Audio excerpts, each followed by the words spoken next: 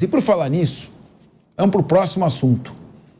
Durante a maior parte do tempo do seu mandato, o presidente eleito Lula não atingirá a meta estabelecida de promover o crescimento econômico no país.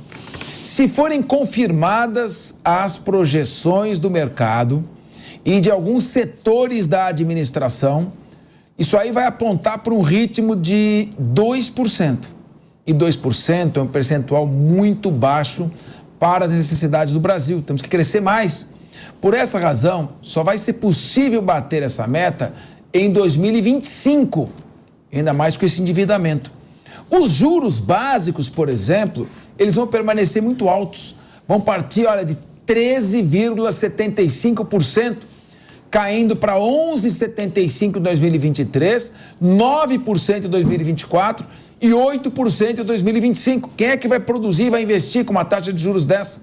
Isso aí vai dificultar a tomada do crédito, o investimento, o crescimento, o consumo e o investimento produtivo durante 3/4 do próximo governo. As previsões são sombrias. Estas avaliações têm como base as palavras do próprio presidente eleito, aparentemente que infelizmente está propenso a uma gastança e uma gestão sem responsabilidade fiscal nas finanças da União e até mesmo ao uso político de estatais. Após os anúncios relacionados ao Ministério da Fazenda, Lula acabou colocando o mercado em alerta. No mercado, a média das projeções chegou a subir, mas foi só de 0,75 para 0,79. Isso aí de acordo com o último boletim Focus. A revisão, portanto, foi insuficiente sequer para chegarmos a 1%. E o avanço estimado para o primeiro ano do governo, portanto, é um avanço tímido e com Haddad no comando da economia, nós ficamos aí de perguntar: o que espera o Brasil com fura-teto, gastança e... Deise, o que nos espera a nossa cientista política, Deise Ciocari? Eu quero falar, porque esse para mim é um tema muito caro, porque eu sempre reitero esse ponto e eu sou chata com isso e eu vou ser chata sempre. O PT teve 8 anos de governo, mais o governo Dilma, então muita coisa já foi dita. E aí, como as pessoas não lembram, a gente tem que falar de novo. O presidente eleito, ele tem uma vantagem que ele muda de convicção conforme é melhor para ele eleitoralmente, né? Então agora ele vem com essa história de que a PEC da transição ela é fundamental para desenvolver o social do país, mas sempre atacando a responsabilidade fiscal. Ele já atacou a responsabilidade fiscal em outros mandatos e o que a gente viu foi um governo que chegou para Dilma Rousseff, um dos piores governos, como a esquerda gosta de falar, né? Nunca na história desse país a gente viu um governo tão ruim, porque entregou um governo para Dilma Rousseff viciado em gastos públicos.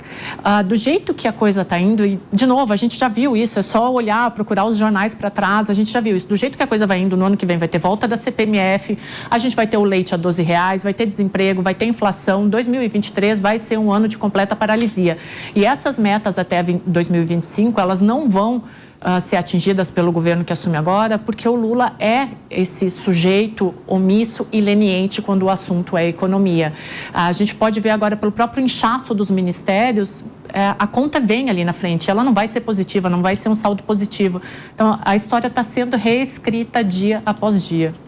Marcelo Bella, nesse momento estamos com 2h29. Repita. 2h29. Qual o seu comentário, Marcelo Bella? Bom, nós temos aqui como presidente de entidade de classe na área de suplementos alimentares, representando 500 mil trabalhadores no Brasil, mais de 10 mil pontos de venda, marcas, 700 marcas, 360 empresas. Nós vamos procurar, basicamente, um estreitamento com o presidente da Frente Parlamentar, que em 2023 será o deputado Fausto Pinato, e vamos explanar a ele as nossas preocupações. Primeiro que o presidente Lula, ele começa com um grande desafio referente ao que vem em relação ao mundo. O mundo hoje, ele tem uma forte tendência a grandes países, grandes potências como os Estados Unidos e países da Europa entrarem em recessão. Isso em função da alta taxa de juros, das altas taxas e também referente ao desaquecimento da produtividade. No Brasil, quando nós falamos sobre metas, o governo do PT, e ele fala das metas dele, ele trabalha com demagogia, porque ele tem uma didática populista. Ele quer o voto para ter o poder. Ele realmente tem uma omissão muito grande quanto ao desenvolvimento econômico, que é o que sustenta esta galinha de ovos de ouro chamado Brasil. Vamos trabalhar para que a gente possa estar superando essas dificuldades. Eu, enquanto brasileiro, enquanto cidadão, enquanto mané, eu sempre sou otimista. Eu vou trabalhar para depender menos do governo. Mas o governo, ele tem o papel fundamental na vida do cidadão. Então vamos cobrar mais. Vamos cobrar de todas as formas que nós pudermos contra estes desmandos que vêm por aí. Cristiano Vilela, vamos supor uma família que ganha 10 mil reais por mês. A pessoa que chefia a família ganha 10 mil reais por mês, mas quer dar conforto para essa família, quer que a família viva com 20 mil reais por mês. Então vai lá no banco e pega empréstimos a juros altos para poder manter esse luxo de 20 mil reais. Eu pergunto, em quanto tempo vai ter esse luxo todo? Vai haver crescimento econômico ou não? Queria que você fizesse uma análise desse panorama aí que foi apresentado da economia. Nos endividarmos, gastarmos mais, vender o jantar para pagar o almoço. Não vai chegar a hora do jantar?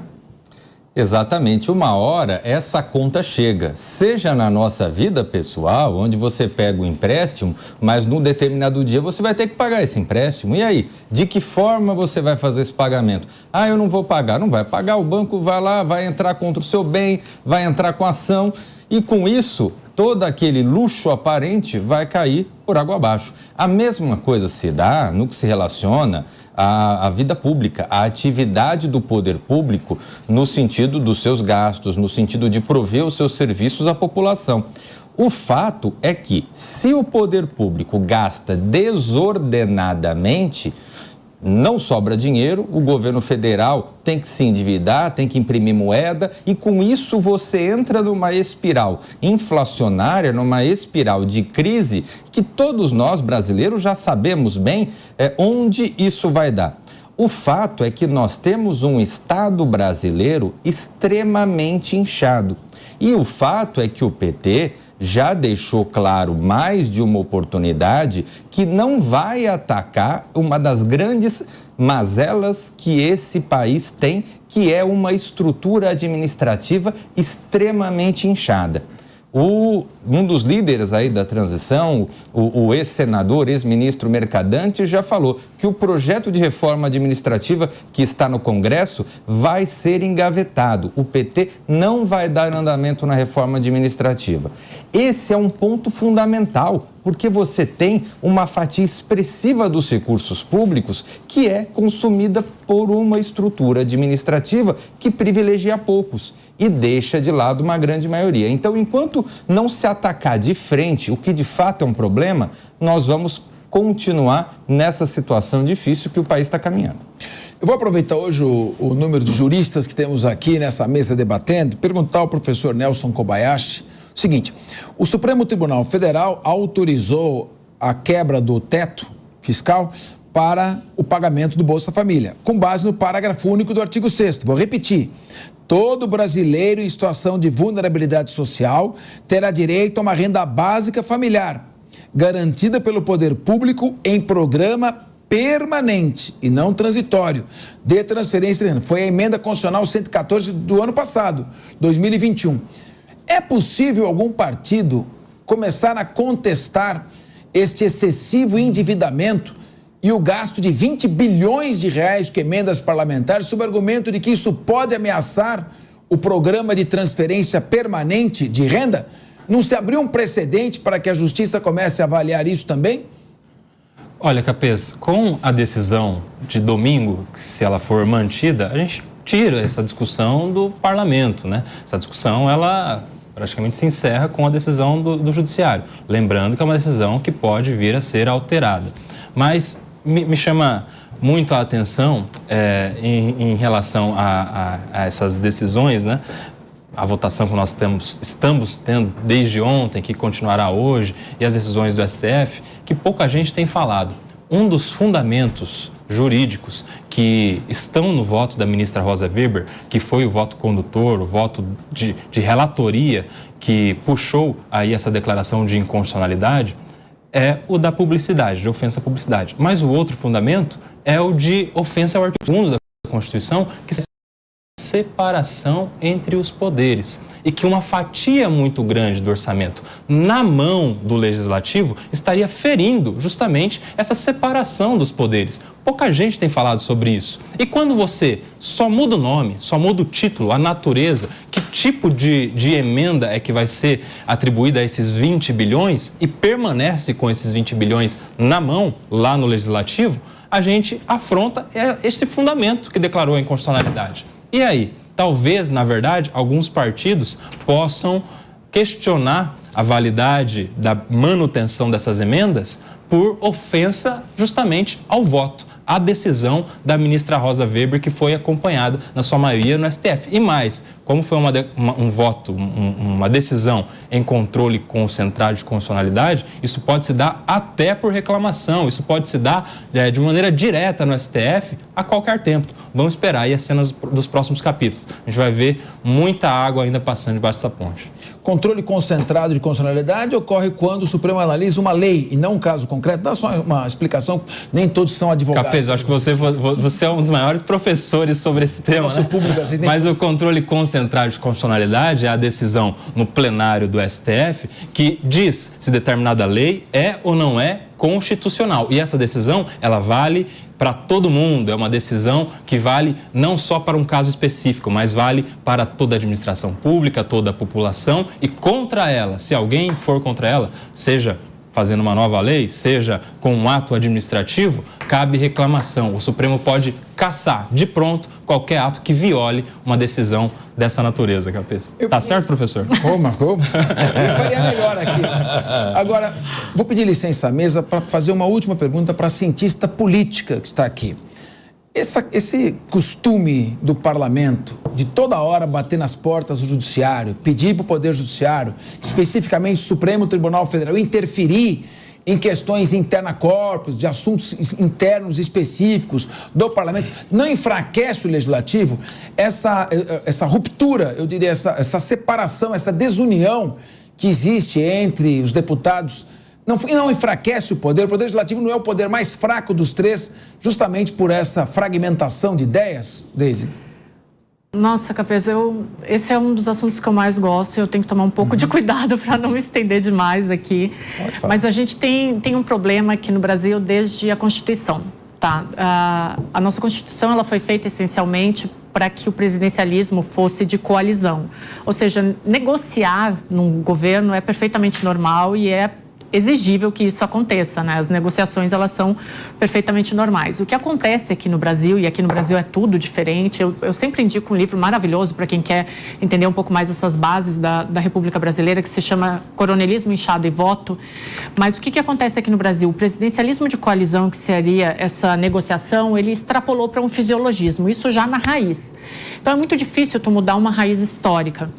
E a gente viu ao longo dos anos uma alta fragmentação partidária. Então, nem os partidos políticos, alguns estudos da ciência política, eles indicam que o Congresso Nacional ele se resolve muito melhor entre as bancadas, então, por exemplo, a bancada ruralista, a evangélica ou a da bala, do que efetivamente dentro dos partidos. E por que através das bancadas? Porque as bancadas, elas funcionam através de interesses. Os partidos, eles estão fragmentados. Para a gente ter uma ideia, em 1998, os 5 maiores partidos da República, eles tinham 37% dos votos na eleição presidencial. Em 2018, esses mesmos 5 partidos, ao contrário, em 98, 87%, em 2018, 34% de intenção de voto. Ou seja, a gente tem, dentro do Congresso, aquilo que a gente viu nas raízes políticas brasileiras, personalismo na sua mais pura e simples essência. Então, é cada um preocupado consigo. Aí eu volto para o tema principal aqui do programa. Quando o Lula fala em priorizar o desenvolvimento social e ele ataca, como ele atacou em 2 semanas, 2 vezes a responsabilidade fiscal, ele está olhando para os interesses dele, que são aqueles interesses que a gente volta lá para o governo de 2006, puro e simples, populismo e personalismo. Então, percebam como tudo vai dando uma volta e a gente volta para o mesmo ponto. Os meus interesses pessoais acima dos interesses da nação. Pois é, gente, mas aqui no Brasil botou o pescoço para fora, toma tiro.